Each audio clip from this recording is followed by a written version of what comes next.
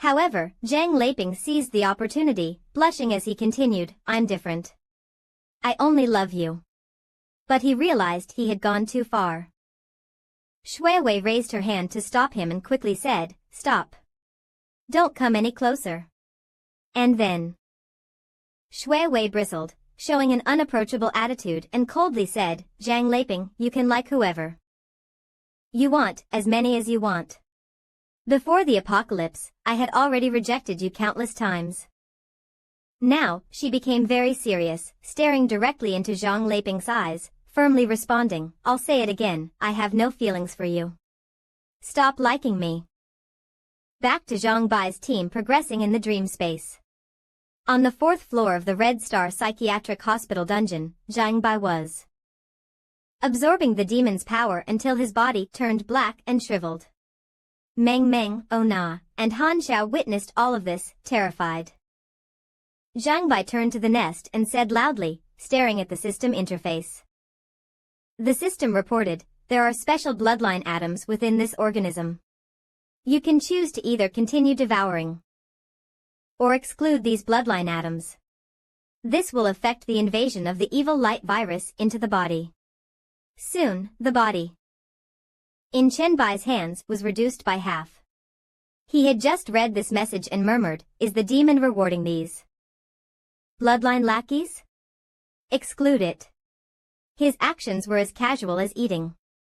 2 notifications popped up. Reminder, you have devoured a special creature and gained 500 evil light virus exclusive evolution points.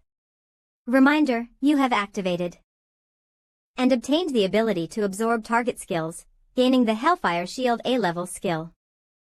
A test tube containing red liquid appeared in his hand. The system popped up a small reminder, the excluded bloodline atoms have become an item. The label on this test tube read, description, Demon Bloodline Atom Refinement, Weak Bloodline Item Class A.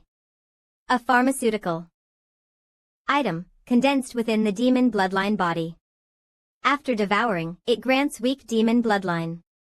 Requires mental strength greater than or equal to 20, physique greater than or equal to 20.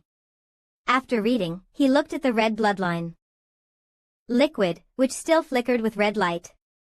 Chen Bai wondered, is this the bloodline atom? With a snap of his fingers, he stored it in the system warehouse and said, excluding it turned it into an item. I thought it would disappear. This time, Chen Bai turned around and found that the demon was gone. The 3 of them froze. He asked, what's going on?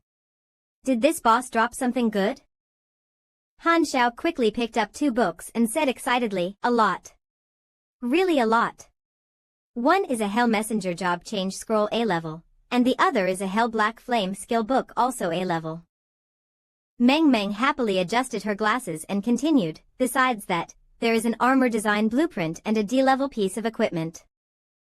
This design blueprint was about the Hell Horn, detailing the process for making a demon horn. Necessary materials for making D-level to S-level armor, 1 purebred demon horn, Hell Abyss fire, 1 dark essence stone. Note, the final product's level depends on the materials. If an S-level demon horn appears, only 1 can be made, and no more S-level demon horns can be created afterward. After reading the design blueprint, Chen Bai stroked his chin and thought, purebred demon horn. Just so happens I know where to find one. He felt that this item was very useful. He happily said to the 3 of them, I'll take this blueprint. The job change scroll goes to Han Xiao with the demon bloodline, and the skill book goes to Meng Meng. Oh, right, you also helped earlier, so the equipment goes to you. Han Xiao cheered, the distribution is so reasonable, White Emperor is amazing. Oya said, then thank you. White Emperor. He also admired Chen Bai's fairness, while Meng Meng was so happy that she couldn't speak. The happiest was Han Xiao, this fool, who supported the dungeon and then gave a gift. He happily sighed. The last step is to help me find the task clues. Xiao Han, I'll first thank you all for your help here. The 3 of them saw that Han Xiao had gone a bit overboard and were left speechless. In the dean's room on the 4th floor, Han Xiao walked in front. He turned around confidently and said, I think the clue should be here, unless it's the demon dean, or there's another secret room. Han Xiao started to gently push the door.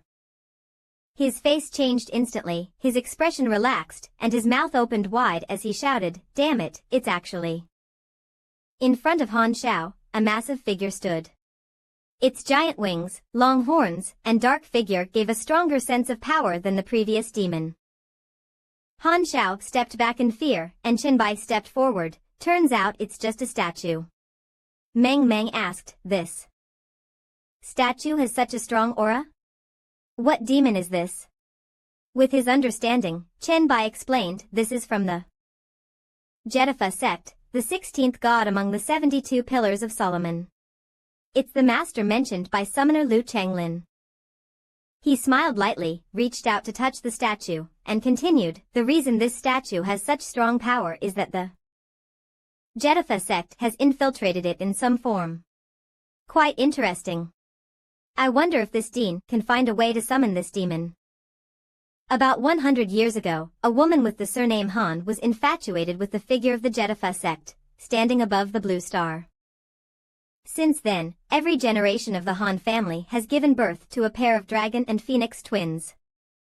Among them, the daughter will grow up and live here forever, becoming the new bride of the Jedapha sect. The son will form a family, marry, and have children, completely unaware.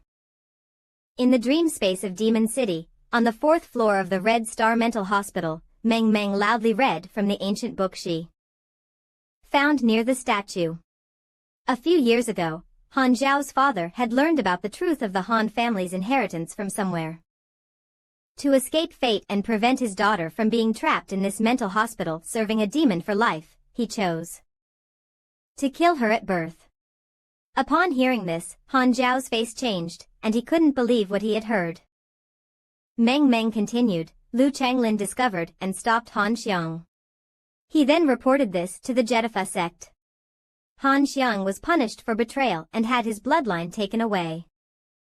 Later, Han Zhao's sister was taken by the blood sect and raised. Zhao Changlin also obtained the evil bloodline as a reward. After reading, Meng was very angry.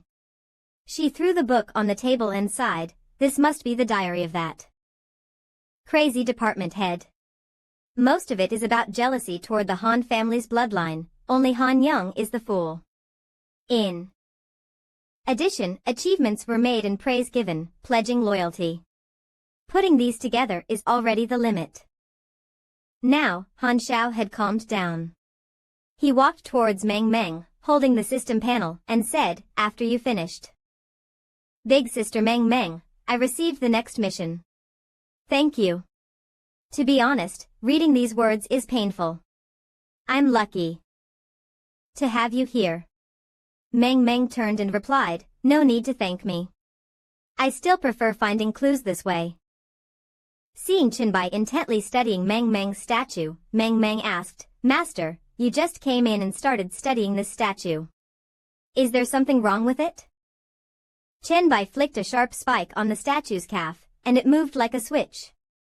He said, of course, there's a problem. Then the statue moved aside by itself, revealing a hidden door, and everyone was shocked. The three behind Qianbai exclaimed in surprise. Oya whispered, this is. Han Xiao said, damn it. That's a secret room. Meng curiously asked, is there something else hidden here? Only Qianbai remained calm and smiled faintly.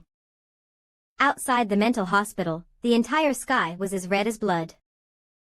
After a while, the four entered the secret room, and the entrance led them down a long staircase. Han Xiao asked. In confusion, are we going from the 4th floor to underground?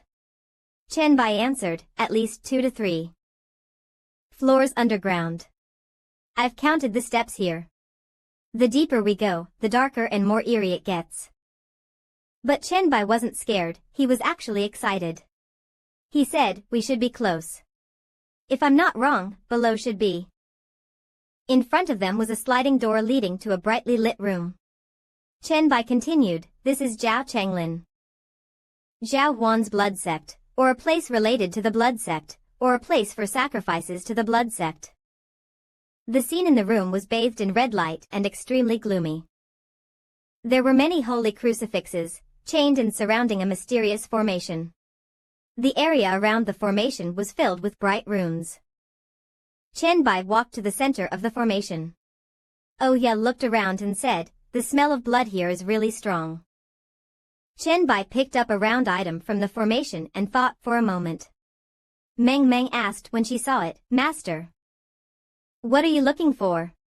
He picked up something like a coin and said, "I've shared it, you can take a look." Each person's system interface displayed the item's information. Core teleportation array, special item. The core is engraved with a hellish formation. It can be used to activate the summoning formation of the mental hospital dungeon, requiring the sacrifice of 16 lives, along with their souls and blood.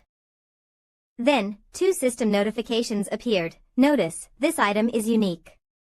Notice, the summoned demon god will be restricted by dungeon rules. After summoning, its level will be limited to level 12, and the dungeon difficulty will rise to hell level. Meng Meng interrupted, excited and expectant, "Master, if we summon the demon god and then kill it, won't we make a fortune?" Chen Bai only said one sentence, "I'm level 8, what about you guys?" This sentence made everyone fall from heaven into the abyss. Meng answered dejectedly, "I'm level 5. Oh Ye replied, "Level 4. The big fool Han Xiao comforted himself, "Level 3, almost level 4. Chen Bai made a cutting gesture and said, "That's right, you'll all die immediately after summoning." Then he opened the core item and continued, "You're all level 10 or below, without professions or equipment. Where do you get the courage to kill a level 12 demon god?" Han Xiao rolled his eyes and laughed, defending himself, "He. Isn't White Emperor here?" Chen Bai sighed helplessly. He then patted Han Zhao's shoulder and explained, "It doesn't help that I'm here. There's a big difference between a demon god and a hybrid demon god. You should understand that, right?" Everyone listened carefully. Chen Bai continued, "Wait until the dungeon's level restriction is reached, and you get a profession before trying." Oh Ye leaned in close to Meng Meng, just about to remind her, "Next time, make sure to bring me along, seniors." Meng Meng winked and confirmed, "Okay. I'll definitely prioritize you." A few minutes later, everyone emerged from the gloomy secret room and returned to the statue. Meng Meng spoke, "The dungeon is over. What do you want to do now?" Immediately, Han Xiao spoke up, "Seniors, there's one thing I don't quite understand." Han Xiao held his head, looking puzzled and said, "The demon's next life, and a sister. I'm thinking, will these things suddenly appear when the apocalypse arrives?" Chen Bailian moved closer to Han Xiao and explained, "I don't know whether it came from the void or if it's always existed, but they certainly exist now." However, he asked with doubt, "Why do you suddenly ask this? Do you remember what happened before the apocalypse came?" Han Xiao stroked his chin, trying to recall, but he answered, "No. We were never really close. I thought he was just an ordinary man." Han Xiao then expressed his thoughts to everyone. "There was nothing particularly special about my dad's life. The most unusual thing is that he turned into a zombie, completely different from others." When Anna heard this, she was surprised and said, "A demon zombie? That's way too different." The image of the demon immediately appeared in his mind. However, Han Xiao immediately denied it and hesitated as he continued, "No, not at all, it had nothing to do with demons."